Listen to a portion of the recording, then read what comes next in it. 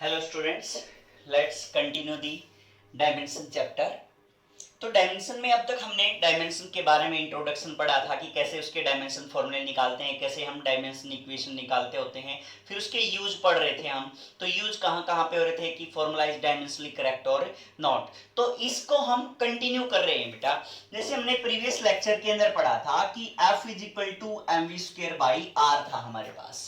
तो हमने क्या चेक किया था कि लेफ्ट हैंड साइड की डायमेंशन कैलकुलेट की थी और राइट हैंड साइड की डायमेंशन कैलकुलेट की थी। ये दोनों अगर बराबर आ रही थी तो फॉर्मूला हम क्या कह रहे थे, डायमेंशनली करेक्ट कह रहे थे। इस प्रिंसिपल को हम प्रिंसिपल ऑफ होमोजेनिटी भी बोल देते हैं बेटा। ठीक है, क्या बोल देते हैं? Principal of homogeneity.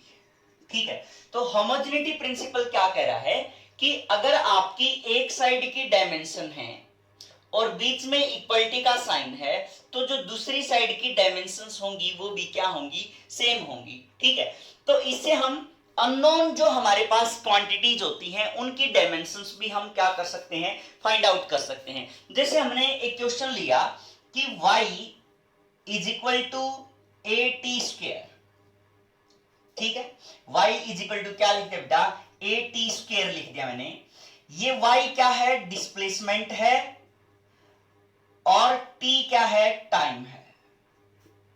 ठीक है, तो find the dimension of a। ठीक है, a मान लो, b मान लो, कुछ भी मान लो यहाँ पे। ठीक है, a आप वैसे ही समझ जाओगे कि एक्सेलेरेशन है, इसलिए मैंने चेंज कर दिया यहाँ पे कि y is equal to bt² है। तो find dimensions of b। Dimensions of b, b की डायमेंशन आपने क्या करनी है? फाइंड आउट करनी है। तो लेफ्ट हैंड साइड हमने कंसीडर की, तो लेफ्ट हैंड साइड डिस्प्लेसमेंट है, तो इसका मतलब L है इसकी डायमेंशंस जो होंगी। और अगर आप राइट हैंड साइड की बात कर रहे हो तो राइट हैंड साइड में B की डायमेंशन हमें नहीं पता, निकालनी है। एज इट इज रख लिया हमने। T क्या है? ये T का हमने क्या कर दिया? स्क्वायर कर दिया। क्योंकि T है तो टाइम है, तो उसका कैपिटल T, उसका क्या कर देते हैं बेटा? स्क्वायर। अगर यहाँ पे इक्वलिटी का साइन है, ये इक्वेशन अगर फॉलो हो रही है, तो according to principle of homogeneity left hand side की और राइट हैंड साइड की डायमेंशंस क्या होनी चाहिए? बराबर होनी चाहिए। तो L इज इक्वल टू हमारे पास क्या आ जाएगा? bt² आ जाएगा। तो B की डायमेंशन क्या आ जाएंगे बेटा? LT-2 आ जाएंगे। ठीक है, तो हमने जो हमारे पास अननोन क्वांटिटी थी उसकी भी क्या निकाल ली? डायमेंशन निकाल ली। जैसे मैं अब लिख रहा हूं कि y is equal to a plus bt। ठीक है, ये लिख दिया मैंने।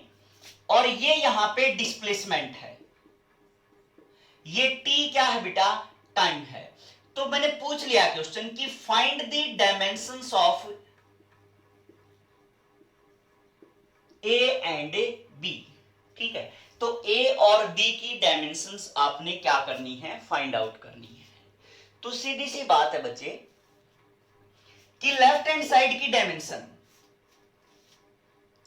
अब कैसे फाइंड आउट करेंगे? लेफ्ट हैंड साइड डिस्प्लेसमेंट है, लेफ्ट हैंड साइड की हमने फाइंड आउट कर ली कि डिस्प्लेसमेंट क्या है? लेंथ है, L होगी। अब हमें ना तो इसका पता और ना ही इसका पता। इसका पता है कि ये हमारे पास क्या है? टाइम है। लेकिन हम कॉमन सेंस का यूज करके ये अंदाजा लगा सकते हैं कि भाई डिस्प्लेसमेंट है, ये अगर डिस्प्लेसमेंट है तो ये जो फिजिकल क्वांटिटी होगी, क्योंकि बराबर के उस साइड है, तो ये भी क्या होगी? इसका मतलब डिस्प्लेसमेंट ही होगी। और ये भी क्या होगी? कंबाइंड क्वांटिटी जो होगी डिस्प्लेसमेंट ही होगी। ठीक है ना, क्योंकि हम डिस्प्लेसमेंट में डिस्प्लेसमेंट ऐड करके क्या फाइंड आउट कर सकते हैं बच्चे? डिस्प्लेसमेंट फाइंड तभी कर सकते हैं क्योंकि यहां पे डिस्प्लेसमेंट है, तो ये भी डिस्प्लेसमेंट होनी चाहिए, ये भी डिस्प्लेसमेंट, क्योंकि डिस्प्लेसमेंट और डिस्प्लेसमेंट ही आपस में क्या हो सकती हैं? ऐड हो सकती हैं। जो सेम टाइप की फिजिकल क्वांटिटी है that can be added only. ठीक है, तो ये हमने सेम टाइप की फिजिकल क्वांटिटी ऐड की है, इसका मतलब। और लेफ्ट हैंड साइड में क्या बता रखा है? डिस्प्लेसमेंट है, तो इसका मतलब ये भी क्या होनी चाहिए? डिस्प्लेसमेंट होनी चाहिए। ये कंबाइंड भी क्या होनी चाहिए? डिस्प्लेसमेंट होनी चाहिए। तो इट मींस जो A है उसका डायमेंशन फॉर्मूला डिस्प्लेसमेंट हो गया। ठीक है, तो ए का जो डायमेंशन फॉर्मूला आएगा हमारे पास से वो क्या आ जाएगा बेटा, डिस्प्लेसमेंट आ जाएगा। ऐसे ही अगर आप b इंटू टी, ये भी किसके बराबर है, डिस्प्लेसमेंट के, t है टाइम है, तो इसकी जगह पे हमने क्या लिख दिया, कैपिटल T लिख दिया, तो b का जो हमारे पास डायमेंशन फॉर्मूला आ जाएगा वो क्या आ जाएगा, lt माइनस 1 आ जाएगा, और a का डायमेंशन फॉर्मूला क्या आ जाएगा, l आ जाएगा। मींस इसको अगर आप प्रॉपर फॉर्म में लिखोगे तो m0 l1 t0 आएगा, ये लिखोगे तो आप m0 l1 t माइनस 1 आ जाएगा। क्लियर बच्चे, तो इस टाइप से आप क्या कर सकते हो, ये फाइंड आउट कर सकते हो। जैसे मैं एक क्वेश्चन और ले रहा हूं, यहां पे एक क्वेश्चन है हमारे पास, जिससे मैंने कह दिया कि थर्ड क्वेश्चन आगे मान लीजिए, force is equal to a plus B T square. ठीक है, ये क्या है, यहां पे फोर्स है और ये यहां पे क्या है, टाइम है, इस टाइप से। ठीक है, कितने ही क्वेश्चन बना लो, ये आपने सिमिलर ट्राई करना है। जैसे मैंने कह दिया pressure is equal to A plus B into X. ठीक है, देन फाइंड, ये क्या है, प्रेशर है,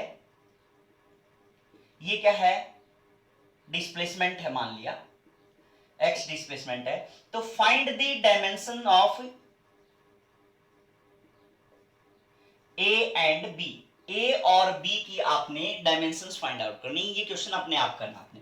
मैं इसको बता रहा हूं बेटा, फोर्स है, फोर्स तो लेफ्ट हैंड साइड में तो सीधी सी बात है फोर्स है, और फोर्स का डायमेंशंस फॉर्मूला आपको याद होना चाहिए अब तो, क्योंकि फोर्स क्या होता है बेटा, m में होता है, m की जगह पे m लिख दिया, एक्सेलरेशन का क्या होता है, lt माइनस 2 होता है, तो फोर्स का आ गया हमारे पास m1 l1 t माइनस 2 आ जाएगा। क्लियर बच्चे, अच्छा अब हम किस साइड गए, राइट हैंड साइड गए, तो इसका मतलब ये फोर्स है, तो ये भी फोर्स है और ये भी क्या है, फोर्स है, क्योंकि फोर्स हमने, जैसे हमने ये कहा कि 12 horse is equal to 7 horse plus 5 horse, हम ऐसा लिख सकते हैं, क्योंकि हॉर्स है यहाँ पे भी हॉर्स है, इसलिए हम क्या कर सकते हैं, हॉर्स हॉर्स को ऐड कर सकते हैं।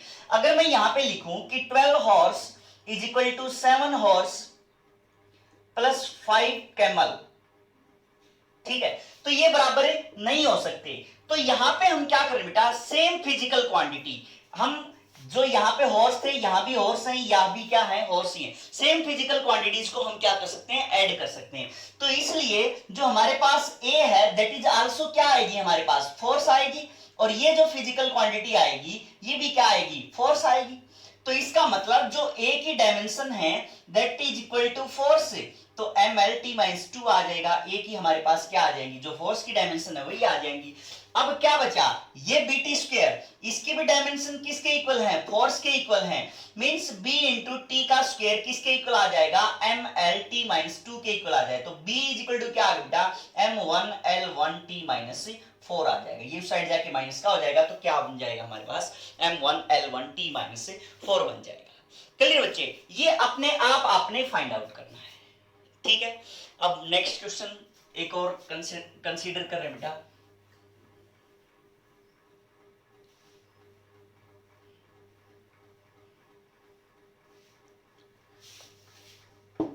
जैसे हमने यहां पे लिख दिया कि pressure is equal to m1 plus m2 into X divide, ठीक है, ये क्या है, प्रेशर दे रखा है और m1 के बारे में बता रखा है, क्या है ये, मास है, और x क्या है, डिस्प्लेसमेंट है, x क्या है, डिस्प्लेसमेंट है। तो क्वेश्चन में क्या पूछा गया बेटा कि find the dimensions of, find the dimensions of m2 and a, m2 और a की डायमेंशंस आपने फाइंड आउट करनी है।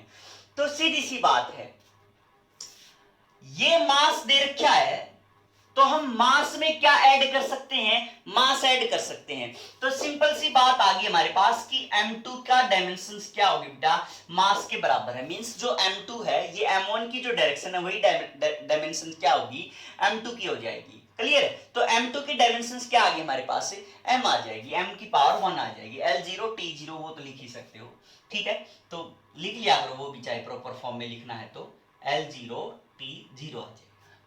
ठीक है। अच्छा, अब आपने क्या देखा बेटा कि एक्स की डिस्प्लेसमेंट दे रखी है, ए की आपने फाइंड आउट करनी है। तो प्रेशर का dimension formula force upon area होता है। क्या होता है बेटा? फोर्स अपॉन एरिया होता है। तो फोर्स क्या था?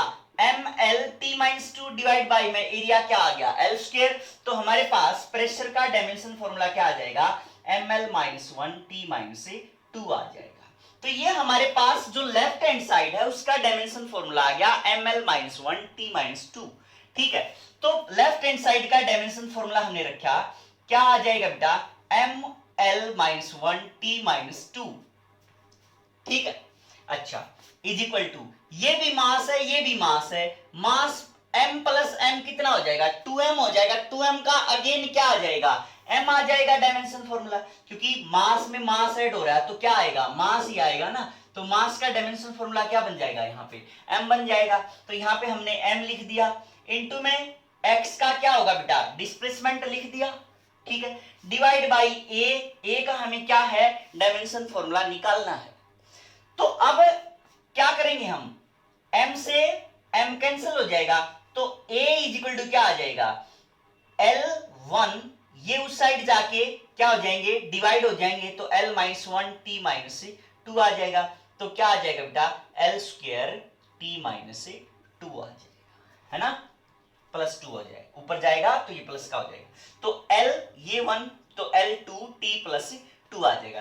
तो जो हमारे पास A का डायमेंशन फॉर्मूला आ गया, दैट इज L2T2, और जो हमारे पास मास है उसका डायमेंशन, जो M2 था उसका डायमेंशन फॉर्मूला हमारे पास क्या आ जाएगा बेटा? M1L0T0 आ जाएगा। तो इस टाइप से आप इनके फाइंड आउट कर सकते हो डायमेंशन फॉर्मूला। किस प्रिंसिपल बेटा? प्रिंसिपल ऑफ होमोजेनिटी के बेस पे हम सारी चीजें इसके अंदर फाइंड आउट कर रहे हैं। क्लियर बच्चे? ठीक है, एक नेक्स्ट क्वेश्चन और देख लो।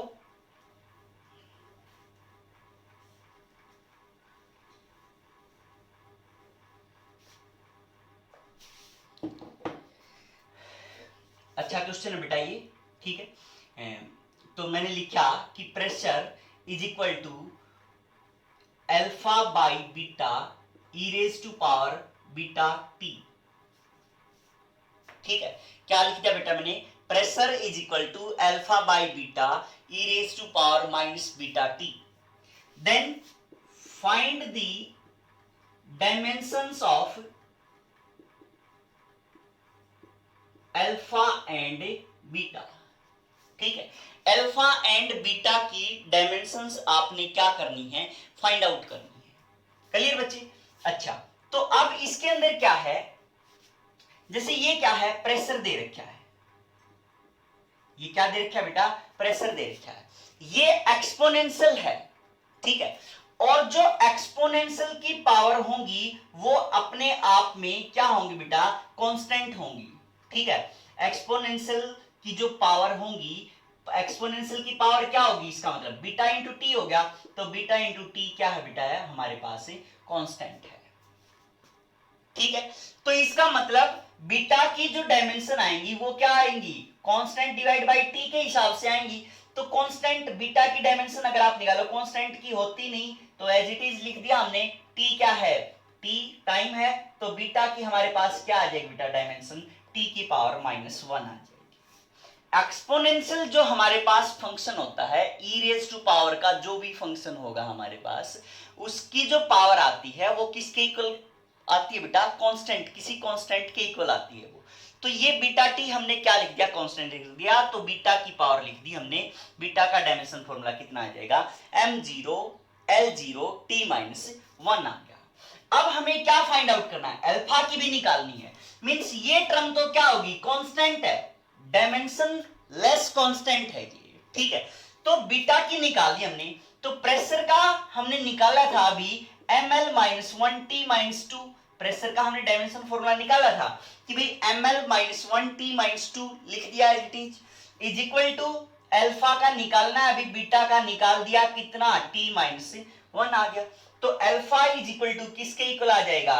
m1l minus one T minus three आ जाएगा। तो ये हमारे पास किसका डायमेंशन फॉर्मूला आ जाएगा बेटा? अल्फा का आ जाएगा। बीटा का निकाल दिया और हमने अल्फा का निकाल दिया। ठीक है, तो इस टाइप से प्रैक्टिस करो बेटा। 2-3 क्वेश्चन दे रहा हूं मैं आपको यहाँ पे।